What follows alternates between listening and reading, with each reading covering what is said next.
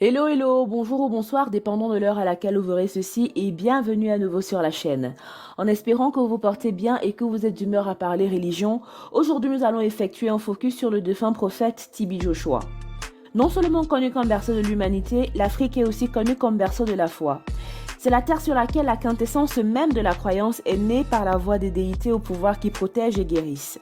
Après la venue du colonialisme, le christianisme s'est vu implanter avec, au passage, la montée en puissance de plusieurs chefs religieux tant charismatiques que capables de réaliser des miracles dignes des textes sacrés.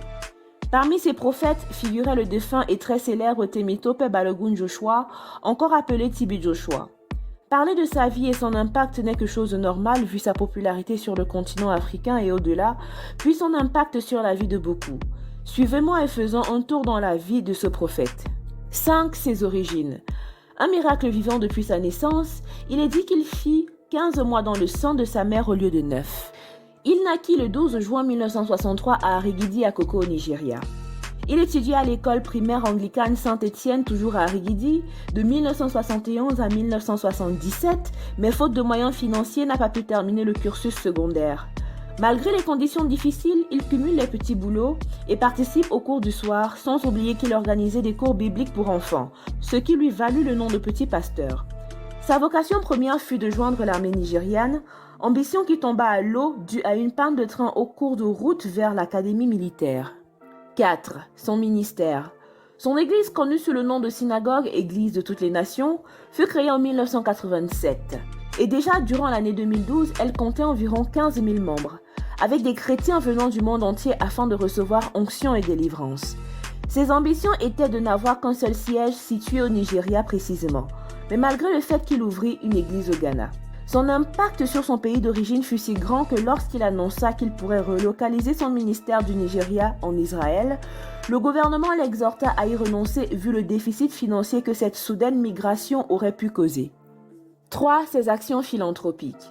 Non seulement connu pour ses miracles, il était célèbre pour son grand cœur.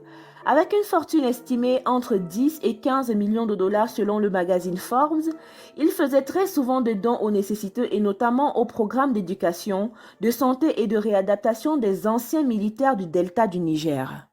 2. La controverse autour de son ministère. Malgré sa popularité due aux miracles qu'il réalisait, il fut interdit d'entrer dans plusieurs pays africains comme le Cameroun et le Zimbabwe, dû à ses prédictions sur la mort de plusieurs hommes politiques dans ce pays. Il fut aussi accusé d'avoir des entreprises dans des paradis fiscaux, chose démentie par lui-même en soutenant qu'il avait suffisamment de ressources pour bien vivre avec le peu que le Très-Haut lui donnait. 1. Ses distinctions. Il a déjà été mentionné qu'il avait un impact conséquent sur son pays d'origine, dans lequel il reçut la distinction d'officier de l'Ordre de la République fédérale en 2008. Il fut aussi élu Yoruba de la décennie en 2012. En plus de cela, il fut considéré comme l'un des 50 hommes les plus influents du continent par le magazine panafricain. Après son décès abrupt le 5 juin 2021 à l'âge de 57 ans, sa fille donna naissance à un fils le 12 du même mois, signe que le prophète laisse derrière lui un héritage à préserver.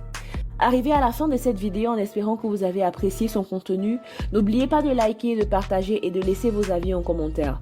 N'oubliez pas non plus de cliquer sur la cloche de notification afin de recevoir des notifications à chaque vidéo postée. D'ici là, portez-vous bien. Bye!